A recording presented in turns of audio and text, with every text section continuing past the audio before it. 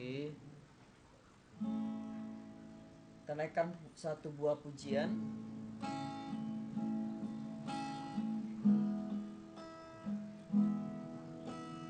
Bapa, Engkau baik. Bapa, Engkau baik. Kau selalu baik kepadaku. Bapa, ku cinta Aku memujimu, aku menyembahmu, nyanyi haleluya.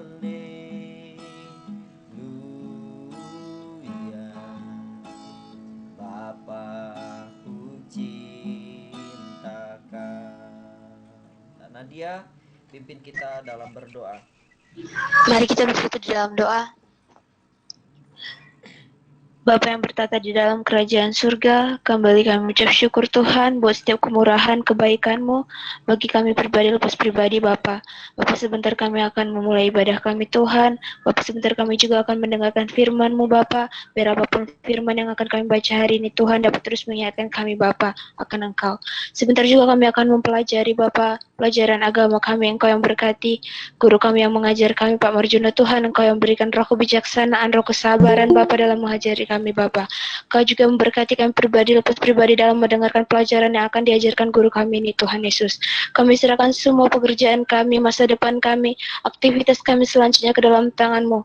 Di dalam nama-Mu Bapa kami berdoa ucap syukur. Haleluya. Amin. Men, silakan Iren baca. Ayub 28 ayat 28 ya Pak? Iya. Firman Tuhan hari ini terambil dari Ayub 28 ayat 28, demikian firman Tuhan. Tetapi kepada manusia ia berfirman, sesungguhnya takut akan Tuhan itulah hikmat, dan menjauhi kejahatan itulah akal. Ya. Takut akan Tuhan adalah hikmat, menjauhi kejahatan adalah akal budi. Jadi, orang yang berhikmat atau orang yang berakal budi itu adalah orang yang takut akan Tuhan dan hidupnya menjauhi kejahatan. Maksudnya di situ hidupnya tidak kompromi dengan namanya dosa. Gitu. Jadi anak-anak Bapak di kelas 12 akuntansi, milikilah hikmat yang sejati, milikilah akal budi yang sejati. Dari mana kamu mau dapatkannya? Dari kebenaran firman Tuhan. Ya. Jadi Pak Marjono mulai sekarang sebelum proses pembelajaran dimulai harus memperkatakan firman itu, karena firmanlah yang mampu mengubah kamu. Ya, mampu menanamkan nilai-nilai Kristiani yang sejati. Oke. Jadi harapan Pak Marjono, karena ini jam siang, jangan ngantuk-ngantuk. Kameranya saya berharap ini dibuka kameranya. Ya, kameranya dibuka. Ini hanya beberapa orang nih memunculkan kameranya. Ya. Sekali lagi Bapak harap kameranya dibuka biar Bapak juga tahu kegiatan kamu di rumah. Ya. Ini baru 10 orang yang hadir. Jadi Bapak absen dulu. 12 AK. 12 akuntansi. Tanggal 9 bulan 10. Oke, Aderia Alpa, Angela Simbolon.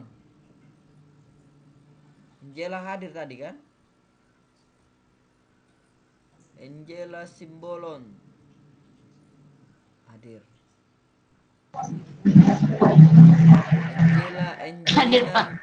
Angelina Munte. Hadir Pak. Angelita Zagoto. Hadir Pak. Devi Pernanda. Hadir Pak. Dian Petra, Falcon Sejati, Reni Susanto. Hadir. Renita hadir. Hadir, Pak. Jones Budiman Manalo. Hadir Pak. Maria Kristiani. Hadir, Pak. Nadia Abigail Sihombing. Hadir, Pak. Puja. Rotua belum hadir. Vidi. Vidya. Vidi. Tadi mana hidup itu Barusan siapa ya? keluar, Pak. Iya. Jonathan Kristen. Cukup pakai abu. Iya Pak. Ya. Dibuka kameranya Yonatan, biar tahu Bapak kegiatan kamu di situ. Iya Pak. Di mute, biar gak ribut. Ya. Oke ya, Bapak akan munculkan di chat apa saja indikator atau kompetensi dasar, kompetensi inti dari materi pelajaran 6. Materi pelajaran 6 itu masih berhubungan dengan pelajaran 5. Kalau pelajaran 5 kemarin kita sudah belajar tentang budaya beragama. Ya. Budaya beragama di pelajaran 5 kita sudah bahas pengertian budaya menurut Kamus Besar Bahasa Indonesia. Ada 3 pengertiannya di situ. Kemudian kita juga sudah belajar alasan kenapa manusia memungkinkan atau menghasilkan budaya. Ya. Kemudian sikap Kristen terhadap budaya, dan terakhir tujuan ya atau arti budaya. Ya, itu di pelajaran 5 dan contoh-contoh ya budaya beragama. Sudah Bapak jelaskan minggu lalu. Nah, hari ini kita masuk kepada pelajaran 6. Pelajaran 6 itu topiknya itu judulnya adalah apakah agama itu? Ya. Apakah agama itu? Oke, saya mau tanya dulu menurut pendapat ini ya. Gak usah dulu menurut pendapat buku, pendapat kalian dulu. Coba Angelina Munte, menurutmu apa agama itu?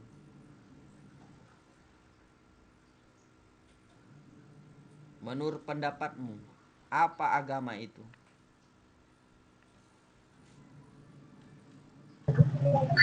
Agama itu Pak sistem yang mengatur kepercayaan dan peribadatan kepada Tuhan. Oke. Jones Manalu. Halo Jones. Halo Pak. Oke, mau Bapak tanya dulu, jawab dengan jujur. Kenapa kamu punya agama?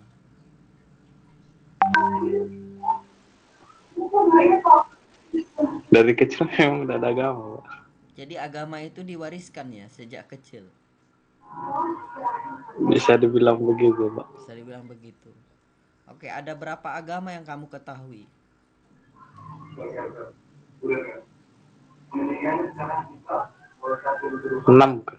Hah? 6 Pak. 6. Apa saja itu? Islam. Oke, terus? Katolik. Terus? Buddha. Hindu. Konghucu. Ya. Apa lagi? 6 Pak. Sudah 6. Ya, ada lagi di Indonesia yang gak aku sebutkan. Ya. Dan sudah ada di Batam. Sudah ada di Batam, tepatnya di Bengkong. Ya. Agama apa itu? Ya. Agama Parmalim. Agama kuno orang Batak Toba. Ya. Batam itu sudah ada nak. Ya. Pak, itu KTP-nya apa Pak? Ya agama Parmalim. Seperti itu. Dan itu akan disahkan di Indonesia, bukan hanya dari 6 agama tersebut. Oke. Kemudian ada juga manusia yang gak punya agama. Disebut apa itu? Manusia nggak punya agama. Ateis. Ya, ateis. Negara apa yang ateis? Korea Utara. Ya, ateis Korea Utara. Apalagi?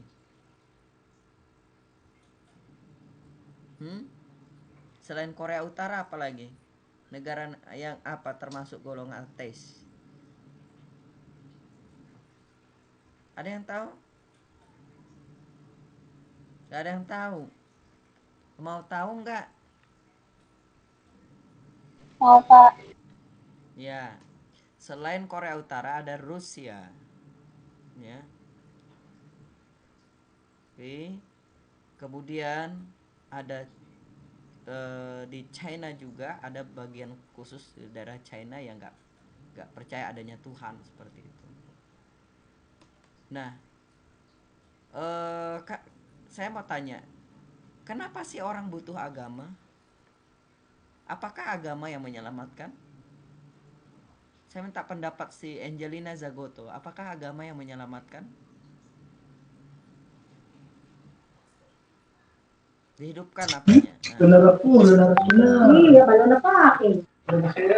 Menurut saya Pak itu tergantung kepercayaan juga.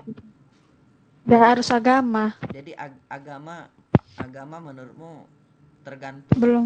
Iya Pak, belum kepercayaan. tentu menyelamatkan. Belum tentu menyelamatkan. Kenapa kamu bilang seperti itu? Ya karena kan yang menyelamatkan kan kita kan Tuhan Yesus. Iya. Percuma punya agama kalau nggak kita percayai. Di Alkitab ada nggak dituliskan nama-nama agama? Khususnya agama Kristen, Katolik, ada nggak dituliskan di Alkitab? Nggak ada kayaknya Pak. Nggak ada. Iren, pernah baca?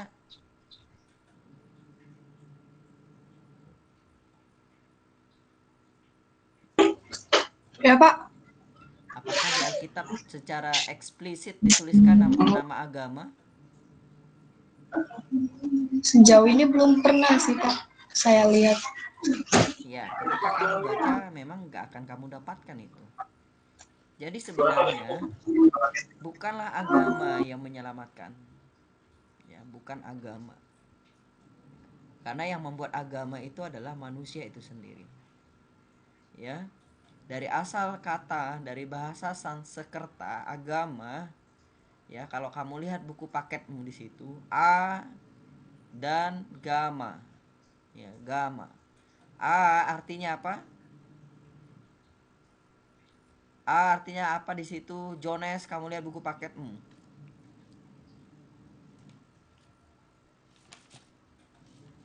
Halaman berapa? Halaman 23. A artinya apa? Tidak. Tidak. Gama artinya Kacau. kacau. Jadi kedua pengertian itu kalau digabung menjadi pengertian apa? Tidak kacau. Tidak kacau. Ya, yang membuat agama menurutmu Tuhan atau manusia?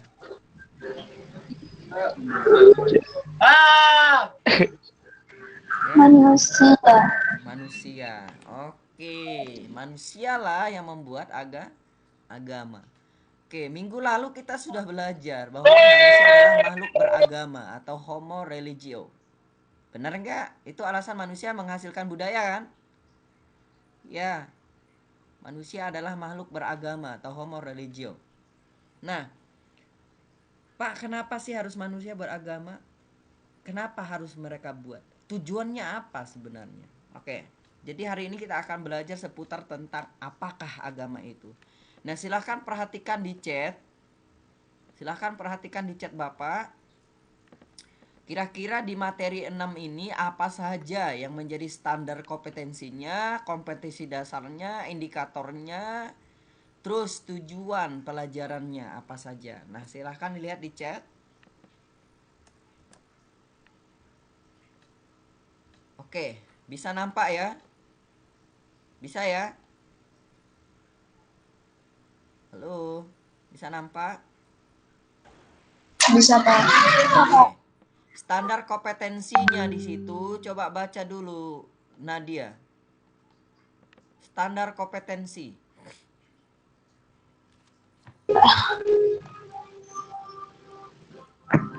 Standar kompetensinya itu bertanggung jawab sebagai orang Kristen dalam perannya sebagai warga gereja dalam mewujudkan nilai-nilai demokrasi dan HAM, khususnya dalam tindakan sebagai pembawa kabar dan damai sejahtera. Oke, itu adalah standar kompetensinya, SK-nya. Ya. Kemudian kompetisi dasarnya, kompetensi dasar di materi pelajaran 6 ini, coba Munte baca. Kompetensi dasar. Kompetensi dasarnya yaitu bersikap kritis terhadap peran agama dalam masyarakat. Ya, jadi kita harus memiliki sikap kritis terhadap peran agama dalam masyarakat. Peran agama dalam masyarakat, bukan peran agama Kristen dalam masyarakat, peran agama Katolik dalam masyarakat, dan agama yang lainnya. Nah, tapi pada konteks pelajaran kita adalah belajar tentang agama Kristen.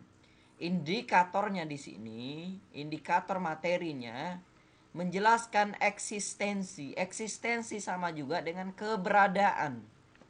Ya. Eksistensi sama halnya juga keberadaan. Keberadaan hidup beriman di tengah masyarakat. Nah, jadi indikator materi pelajaran 6 ini, indikatornya untuk kita bisa memahaminya bahwa kita mampu menjelaskan keberadaan hidup kita di tengah-tengah masyarakat. Ya, hidup yang seperti apa? Hidup yang beriman. Ya, alokasi waktunya 1 kali pertemuan. Nah, tujuan pembelajaran, sekarang masuk kepada tujuan pembelajaran. Ternyata nggak tercopy dia. Tujuan pembelajaran, silahkan lihat lagi di chat. Ya, tujuan pembelajaran di situ yang pertama apa? Jonas? Menjelaskan. Ya, oke Nadia. Oke, Nadia aja baca. Ya, nggak apa-apa. Menjelaskan pengertian agama dalam perspektif umum. Oke. Sekarang kita akan lihat pengertian agama dalam perspektif umum. Ya. Dalam perspektif umum. Kalau kita lihat tadi pengertian agama ya berasal dari kata Sanskerta. Kata agama terdiri atas kata a yang berarti tidak, gama berarti kacau. Jadi agama berarti tidak kacau, itu pengertiannya. Dalam bahasa Latin, tadi bahasa Sanskerta, sekarang bahasa Latin. Bahasa Latinnya disebut religio. Ya, dari kata religere yang berarti mengembalikan ikatan, mengikatkan kembali, memperhatikan dengan seksama. Itu pengertian dari agama dalam bahasa Latin. Itu menurut pengertian umumnya. Nah, berdasarkan kata ini, istilah agama diartikan sebagai tindakan manusia. Ya, kenapa manusia punya agama? Ini tindakan manusia mengembalikan atau ya memulihkan ikatan hubungan yang rusak antara manusia dan Allah dengan memperhatikan kehendak Allah secara saksama. Itu usaha manusia mengembalikan ya hubungan manusia dengan Allah yang telah rusak karena dosa. Oke, kalau kamu perhatikan, kalau kamu suka dengan baca firman atau Alkitab, Kejadian 1 ayat 1 sampai 2, ya, Kejadian pasal 1 ayat 1 sampai pasal 2, yaitu pradosa, sebelum dosa ada. Nah, kalau di pasal 3, kamu akan melihat atau kamu membaca di situ asal mula, ya, dosa ada di dunia dan dampaknya itu apa? Ketika kamu baca, dampak mereka apa? Diusir dari taman di Eden. Ya. Dampaknya. Terus ada pengorbanan di situ. Sebenarnya ketika mereka sadar akan jatuh dalam dosa, tindakan mereka yang pertama bersembunyi. 1, bersembunyi, ya. Yang kedua berdalih, Kalau kamu baca di pasal 3 berdalih. Keempat, ada rasa malu. Ada rasa malunya di mana? Ketika mereka menyemat daun ara ya. Kalau kamu baca ini pasti ngeh ini ya. Kemudian yang keempat, ada inisiatif Allah di situ ketika mereka jatuh dalam dosa. Allah pertama sekali mengorbankan binatang, itu kulit binatang, untuk menjadi penutup aurat Adam dan Hawa. Jadi pengorbanan pertama sudah dilakukan Tuhan di situ. Hasilnya, endingnya mereka diusir. Nah, semenjak itulah hubungan manusia dengan Allah itu rusak. Coba kamu baca lagi lanjut di pasal 11. Di pasal 11 itu tentang apa? Ada yang buka Alkitab enggak? Tentang apa pasal 11? Menara Babel, Pak. Menara Babel. Nah, sekarang kita kaitkan dengan pengertian agama. Ya, A dan Gama. Kalau Menara Babel artinya di situ apa? Kacau balau. Benar gak? Menara Babel itu artinya kacau balau. Nah, semenjak itulah titik mula manusia berusaha mengembalikan, ya, memperbaiki hubungannya yang rusak dengan Allah, tapi dengan usahanya sendiri. Alhasil mereka dikacau balaukan oleh Tuhan. Sebenarnya Pak, kalau dari situ juga berarti bukan hanya asal mula manusia mau membuat agama ya Pak. Berarti asal mula bahasa ada di dunia. Ya, bahasa di dunia bukan hanya bahasa Indonesia. Banyak bahasa, dari situlah sejarahnya. Ya, oke. Nah, karena kacau balau lah manusia ini karena dosa, mereka berusaha untuk memulihkan ikatan hubungan antara manusia dengan Allah. Oke. Selain itu agama juga meliputi 3 hal atau 4 hal. Ya, selain itu agama meliputi 4 hal. Yang pertama, tindakan manusia untuk mengenal dan mendekatkan diri kepada sesuatu yang dipercayai.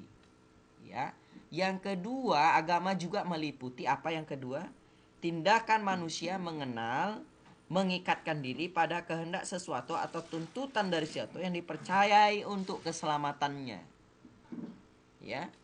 Kenapa kita percaya Yesus adalah Tuhan? Apa jaminannya bahwa kita akan selamat? Ya jelas keselamatan hanya diperoleh dalam Yesus Tuhan. Apa saja Pak ayatnya? Pak, kalau bisa Pak jangan hanya ngomong doang Pak. Buktinya apa bahwa Yesus itu menyelamatkan saya Pak setelah kematian? Ya, silakan kamu buka Yohanes 3 ayat 16. Kemudian Yohanes 14 ayat 6. Itu ayat-ayat yang membuktikan atau ayat-ayat tentang keselamatan. Silahkan baca dulu, minta Irenita baca ayat Yohanes 14 ayat 6. Kayaknya ini ayat hafalan nih. Kalau yang hafal silahkan hafal aja, nggak usah buka Alkitab. Ya, Yohanes 14 ayat 6, kemudian Yohanes 3 ayat 16.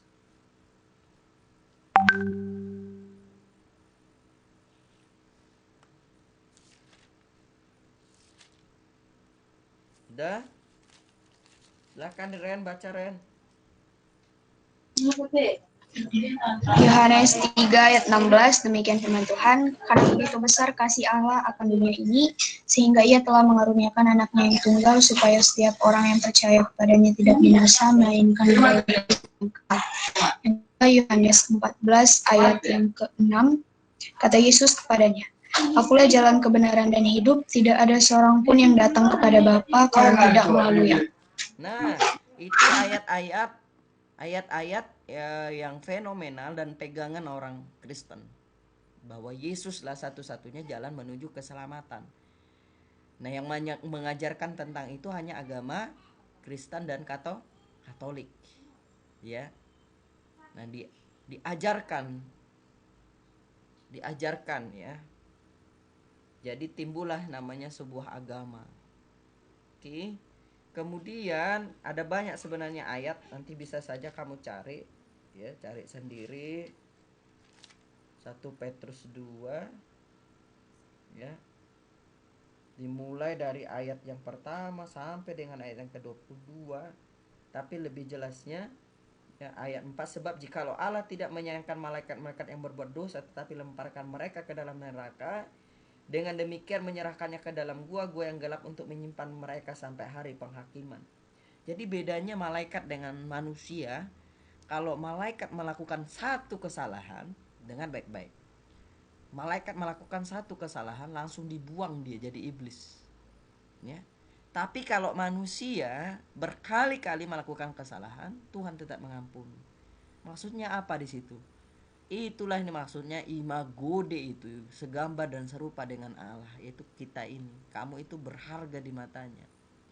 Dan dia menunggu kamu sampai kamu berbalik arah ya dari jalan yang jahat menuju jalan yang baik.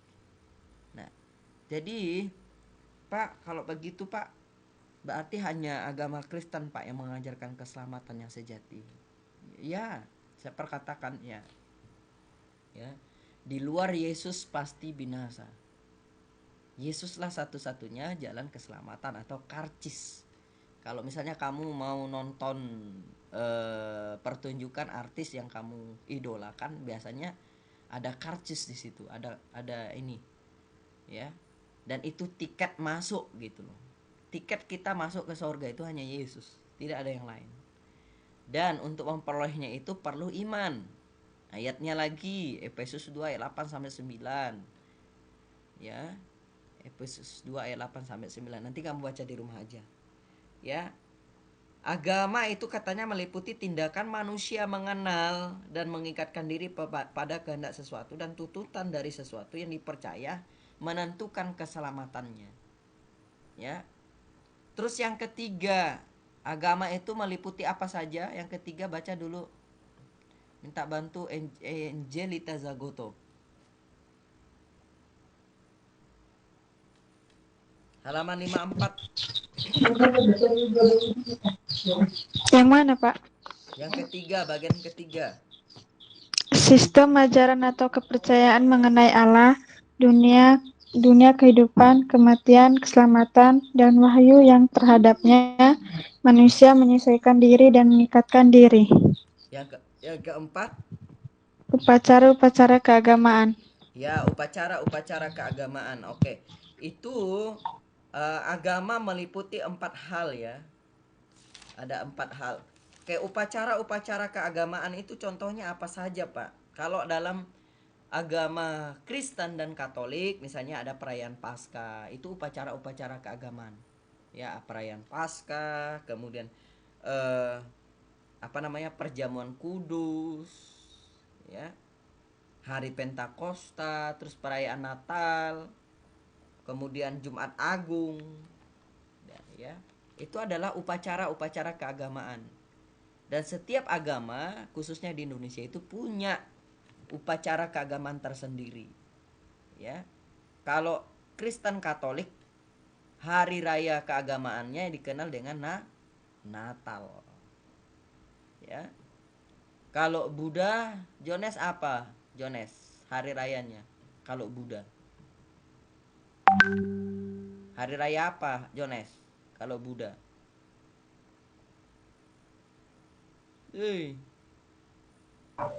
Apa? Hari raya Buddha apa namanya? Waisak apa ya? Tak tahu. Kok nggak tahu? Aduh. IPSSD lu itu. Kau apa? Harry. Mana Harry? Iya, Pak. Ya. Hari raya orang Buddha apa namanya?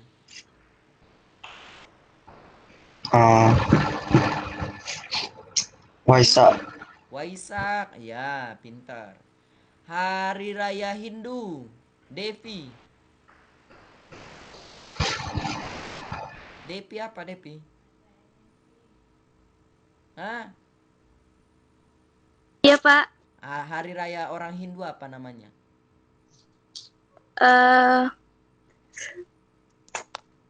Nyepi, Pak. Iya, pinter. Ya, kalau Islam udah tahu kali itu ya, Idul Fitri dan Idul Adha. Ya. Apalagi yang Kristen Katolik pasti tahu. Nah, setiap agama punya yang namanya upacara keagamaan. Ya, upacara keagamaan. Oke.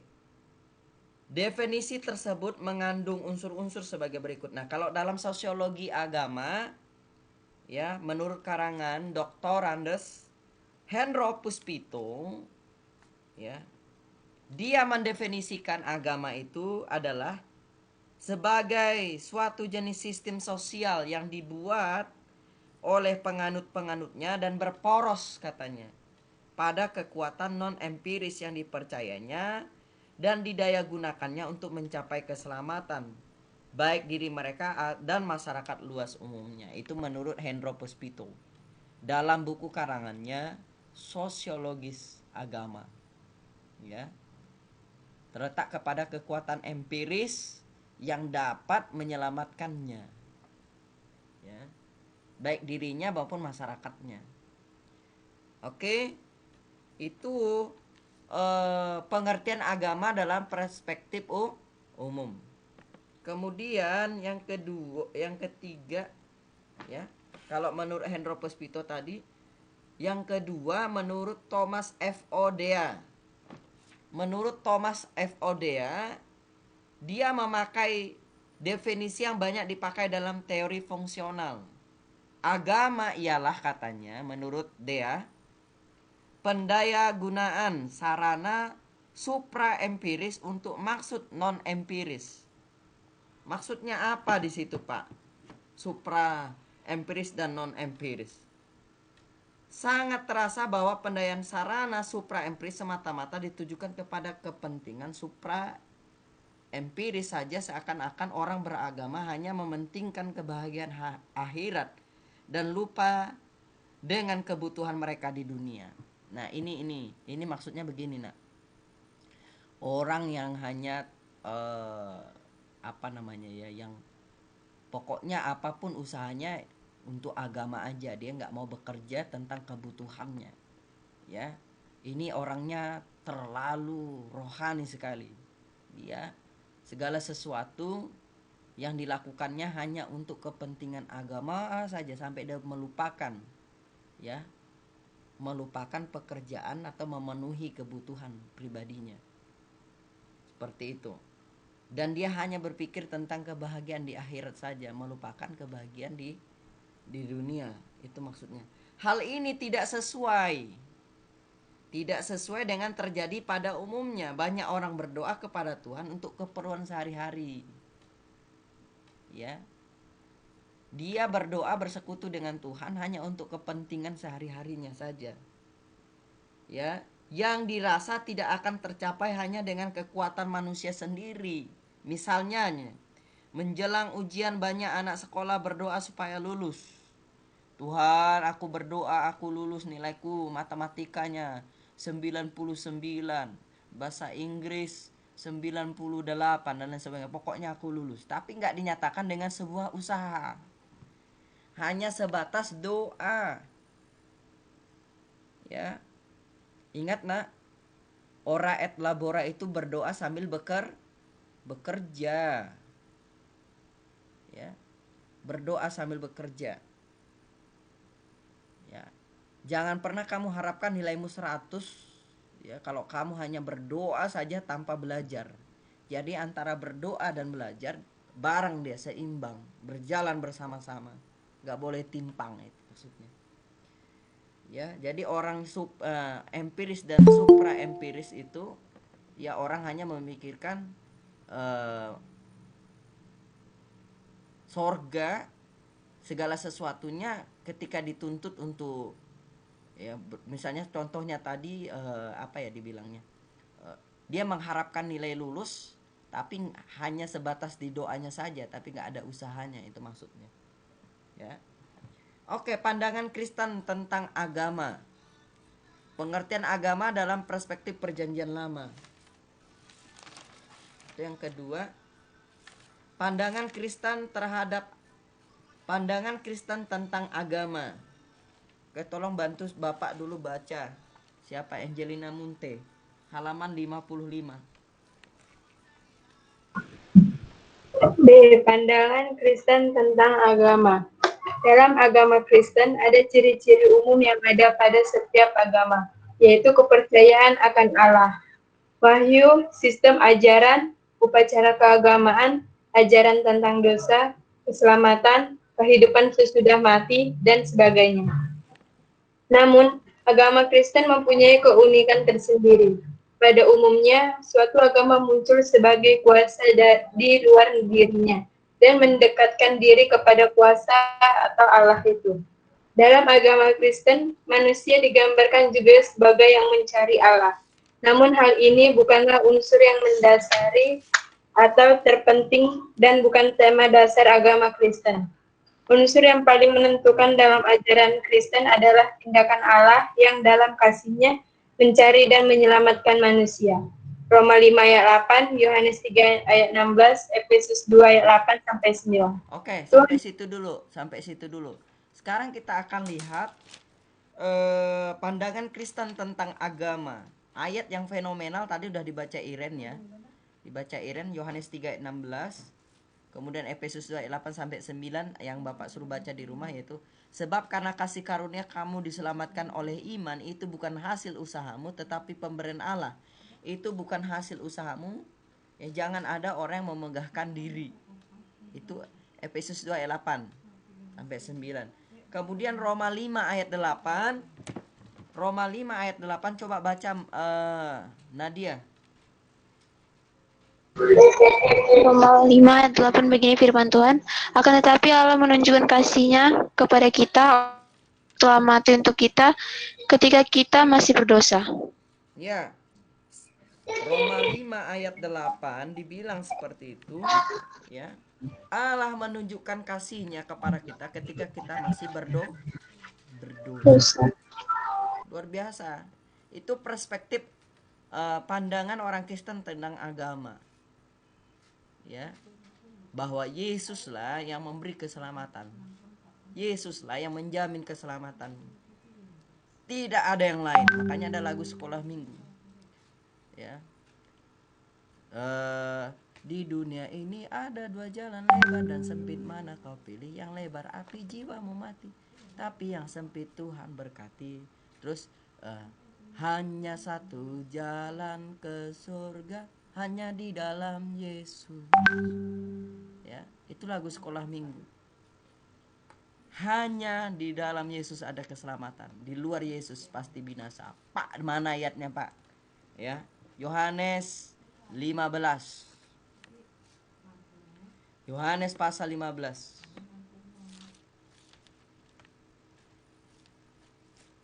Ya, di luar Yesus ku tak dapat berbuat apa-apa.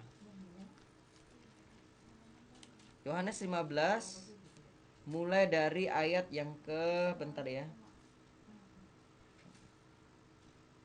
Barang siapa tidak. Nah, dimulai dari ayat yang ke-6. Coba Jones, mana lu baca?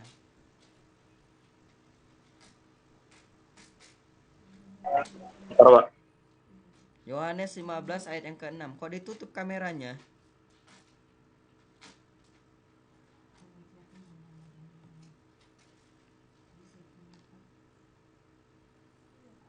Halo Jones. Yohanes 15 ayat yang ke-6 nak.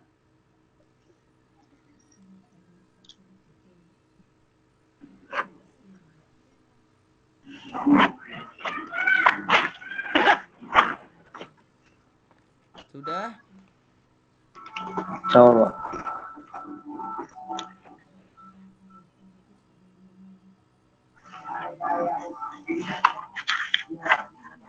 Ayat 26 ya, Pak? Yohanes 15 ayat yang ke-6.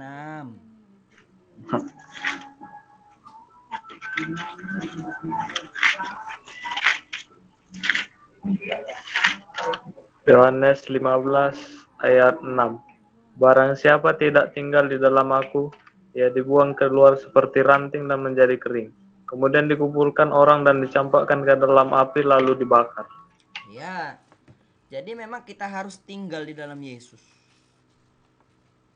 Ya, tinggal di dalam Yesus, gak boleh di luar Yesus. Kalau kita di luar Yesus, binasa. Binasa, dibakar katanya. Itu berhubungan dengan juga keselamatan ya, keselamatan. Jadi kamu adalah orang bahagia, Pak Mardiono, dan kamu adalah orang berbahagia. Kenapa Bapak katakan orang berbahagia? Karena sudah mengenal Tuhan Yesus dan hidup dalam iman kepada Tuhan Yesus. Ya.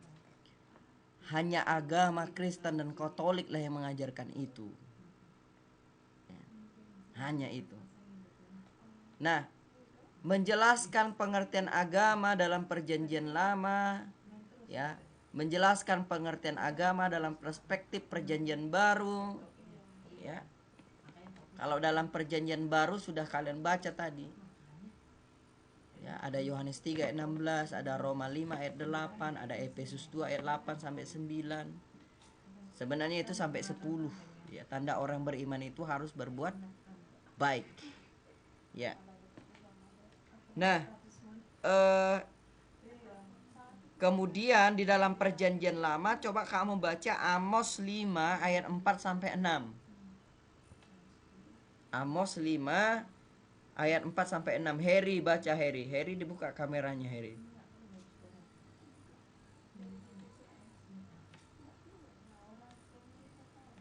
Amos 5 ayat 4 sampai 6.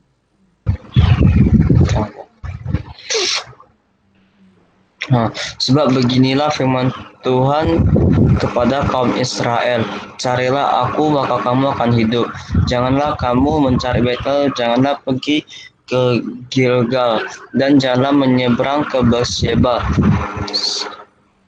Sebab Gilgal pasti masuk ke dalam pembuangan dan Betel akan lenyap. Carilah Tuhan maka kamu akan hidup, supaya jangan ia masuki keturunan Yusuf bagaikan api yang memakannya habis dengan tidak ada yang memadamkan bagi Betel. Ya, itu ayat ya yang membuktikan inisiatif Allah sendiri. Inisiatif Allah sendiri, ya, karena Allah terlebih dahulu mencari dan akan menyelamatkan manusia. Inisiatif Allah. Kalau dalam perjanjian baru sebenarnya ada lagi ayat dalam perjanjian baru di Markus 10 ayat 45. Markus 10 ayat 45.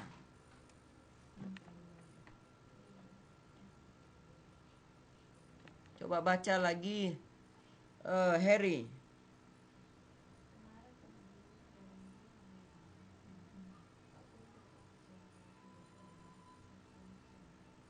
Markus 10 ayat 45. Ya, berapa, Pak? Ayat 45. 45. Karena enggak.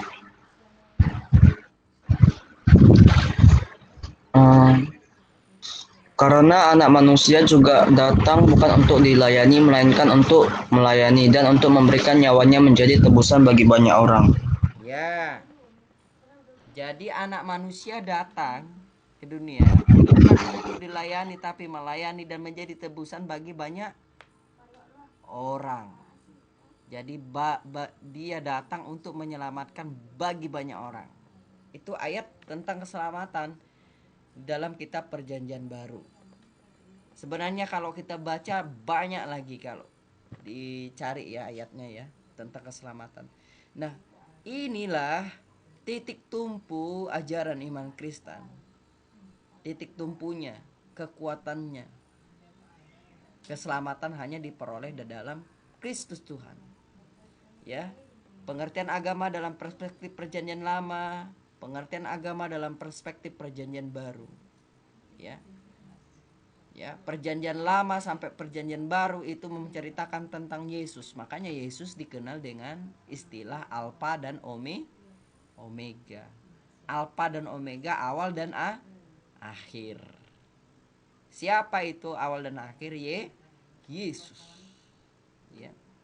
Dia datang di atas awan, tampil bersinar, surya kebenaran, angkat suara, ini tahun Yobel, dari Bukit Sion keselamatan datang, yang telah ada, yang ada, yang akan datang. Siapa itu? Yesus. Tahu lagu itu kan? Tahun Yobel. Inilah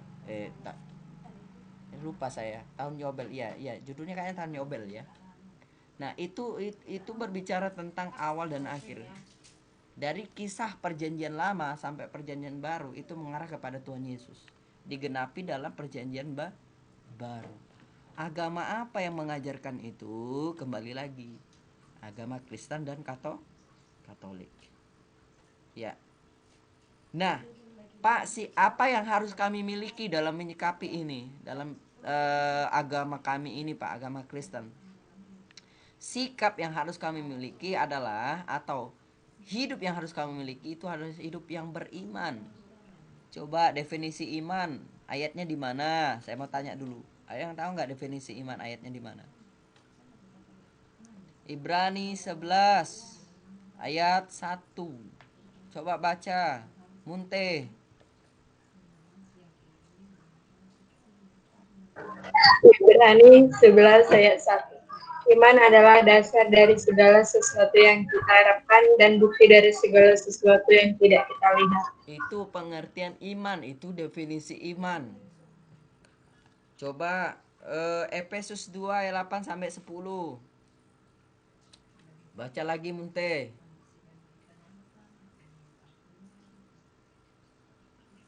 Efesus 2 ayat 8 sampai 10. Sebab karena kasih karunia kamu diselamatkan oleh iman, itu bukan hasil usahamu, tetapi pemberian Allah. Itu bukan hasil pekerjaanmu. Jangan ada orang yang memegahkan diri. Karena kita ini buatan Allah, diciptakan dalam Kristus Yesus untuk melakukan pekerjaan baik yang dipersiapkan Allah sebelumnya. Ia mau supaya kita hidup di dalamnya. Ya, tanda bukti orang beriman harus hidup dalam kebaikan. Tanda bukti kamu memiliki agama, kamu hidup dalam kebaikan. Tapi apakah hanya cukup sampai di situ? Oke, sekarang ada lagi ayatnya. Roma 1 ayat 16 sampai 17. Baca, Iren.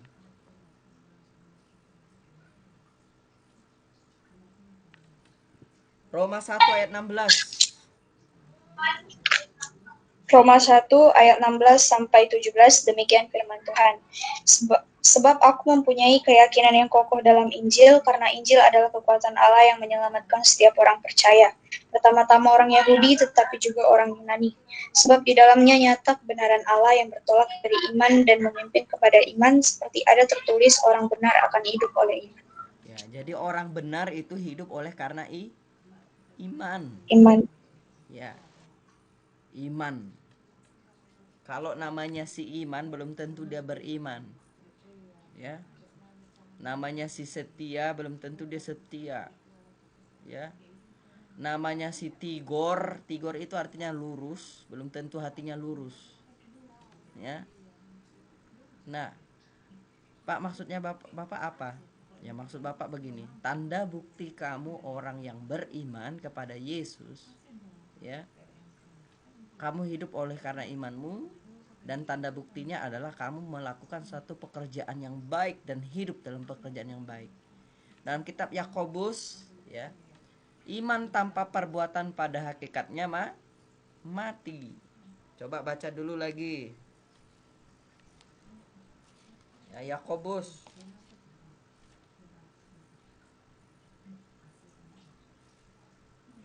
Iman tanpa perbuatan pada hakikatnya mati.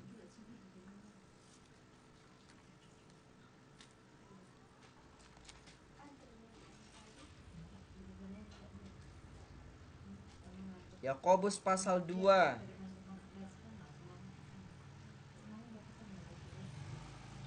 ayat 17.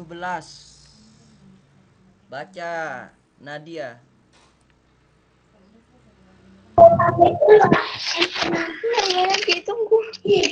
Yakobus 2 ayat 17, Demikian juga hal dengan iman. Jika iman itu tidak disertai perbuatan, maka iman itu pada hakikatnya adalah mati. Ya. Jadi kamu tanda beriman ya perbuatanmu baik juga. Sangat mustahil lah dia kalau beriman katanya tapi perbuatannya nggak baik, nggak bener.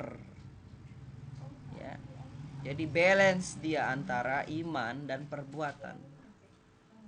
Jangan hanya disebatas di omong doang. Ya. Jangan hanya Pak, orang ke gereja itu udah jauh lebih rohani ya Pak. Belum tentu. Ya, belum tentu. Kok pagi siang? Masih ngajar ini Pak. Ya jadi seperti itu nak. Itu definisi iman sudah. Kemudian di dalam kitab Yakobus pasal 2 ayat 17, iman itu harus disertai dengan perbuatan. Nah, oke. Duh, ada Pak Halil pula. Jadi gini aja, anak-anak Bapak, nanti lanjutkan aja bacaannya. Kalau pembahasan materi kan Bapak udah selesaikan tuh pembahasannya. Bapak udah jelaskan pengertian agama dalam perspektif umum. Kemudian pengertian agama dalam perjanjian lama kita sudah bahas tadi di kitab Amos. Ya, ada ayat Alkitabnya. Kemudian pengertian agama dalam perspektif perjanjian baru. Ada banyak ayat-ayat yang kita baca tadi. Ya, tolong itu diingat. Kemudian menyimpulkan tentang uraian iman. Orang percaya hidup oleh karena iman dalam kitab Roma 1 ayat 16 sampai 17 yang dibaca Irenita tadi. Kemudian Efesus 2 ayat 8 sampai 9. Setelah itu Yakobus 2 ayat 17. Iman tanpa perbuatan pada hakikatnya mati. Itu definisi tentang menyimpulkan tentang uraian iman. Terus yang terakhir, menjelaskan kesimpulan pengertian iman. Kesimpulan pengertian iman sudah dibaca oleh Nadia tadi. Nadia atau Munte ya? Munte ya. Ibrani 11 ayat 1. Munte tadi ya. Ya. Definisi iman. Iman adalah dasar dari segala sesuatu yang kita harapkan, bukti dari segala sesuatu yang tidak kita lihat. Oke, jadi itu materi pembelajaran 6. Harapan Pak Marjono dari udah panjang kali lebar kali tinggi Pak Marjono jelaskan. Harapannya, goalnya ingat ya, ini tujuan pembelajaran tadi. Tujuan yang pertama, kita mengerti agama dalam perspektif umum. Yang kedua, tujuan kita belajar ini, kita mengerti agama dalam perspektif kitab Perjanjian Lama. Yang ketiga, kita mengerti pengertian agama dalam perspektif. Perspektif itu artinya cara pandang ya. Dalam perjanjian baru. Terus kita mengerti tentang iman dan hidup di dalam iman. Itu goalnya. Kalau kita udah berhasil berarti nilai kamu udah 100 di sini. Ya, 100. Ingat, tanda bukti kamu beriman terlihat dari segala perbuatanmu, dari karaktermu. Bisa dipahami anak ya? Bisa ya? Oke, tugas kamu hari ini kerjakan uji kompetensi pelajaran 6. Kayaknya Bapak tugaskan gak ini kemarin minggu lalu? Enggak ya? Ya itu tugas kamu. Pak dikumpul gak Pak? Gak usah, nanti dikumpul minggu depan aja karena Bapak di sekolah. Ya, boleh kamu kumpul minggu depan ya. Minggu depan semua guru masuk ke sekolah. Jadi saat itu, jadi kamu kerjakan di buku catatan, dijawab di buku catatan juga. Ada 5 pertanyaan ya, uji kompetensi itu ya. Itu saja tugas kamu. Terima kasih karena kalian sudah merespon Pak Marjono ketika Bapak bagikan link untuk tatap muka. Nah, kebiasaan Bapak ngajar ya selalu begini ya, menjelaskan. Bapak jarang sekali ngasih tugas. Ya. Supaya nyampe gitu. Tapi bukan berarti kamu menyepelekan mata pelajaran saya. Terus tetap kamu baca materi itu. Kalau kamu rajin, kamu ringkas bagian poin-poin pentingnya saja. Itu harapan Pak Marjono. Oke, untuk waktu selebihnya tinggal berapa menit lagi ya. Ini sudah jam 2 kok 5 menit. Berarti 25 menit kesempatan kamu untuk mengerjakan 5 pertanyaan itu, dibuat di buku catatan, dikumpul minggu depan ya, dikumpul minggu depan ya, karena kalian masih belajar daring. Setelah pembelajaran daring boleh diantar ke sekolah ya. Bapak akan cek ya, termasuk catatan kamu selama daring ini. Saya cek satu persatu, terus Bapak akan lihat hasil kerja kamu yang minggu ini, hari ini. Oke ya, bisa dipahami ya anak ya. Ya, ada yang mau kalian tanyakan seputar materi ini? Apakah agama itu? Tidak? Iren, ada yang bertanya? Enggak, Pak. Enggak. Oke. Pak, kami kan capek, Pak. Janganlah dulu dikasih tugas. Banyak nggak tugas kalian dulu? Bapak tanya dulu. Puji Tuhan lumayan. Lumayan ya. Oh, jadi semangat ya kalian mengerjakan tugas Pak Marjono ini. Jangan dalam semangat ya. Angelina Zagoto semangat. Pak. Iya. Jangan karena terpaksa ya, jujur lebih baik. Pak, kami udah capek, Pak. Udah capek tanganku mencatat. Hah? Angela. Ya, Pak. Jujur dulu, tugas Pak Marjono berat nggak? Enggak sih, Pak, tapi semangat harus semangat. semangat. Ya udah. Udah kewajiban, Pak. Udah kewajiban. Iya benar. Ya, oke. Tetaplah semangat ya. Terima kasih karena kalian sudah merespon ya. Oke. Oke, Pak. Minta Jones dulu tutup kita dalam doa. Silakan Jones. Mari kita bersatu dalam doa. Lama dalam kerjaan sudah kembali kami ucap syukur Tuhan kau sudah selesai pembelajaran kami Tuhan. Semoga pembelajaran dapat jadi dalam kehidupan sehari-hari. Kasih Pak Marjono Tuhan, kiranya kau selalu berikan dia ketabahan dan kesabaran dalam mengajari kami anak-anakmu. Di dalammu kami suruh berdoa dan ucap syukur. Amin. Putus suaranya. Oke ya. Jangan dulu di ini, Bapak stop dulu rekam.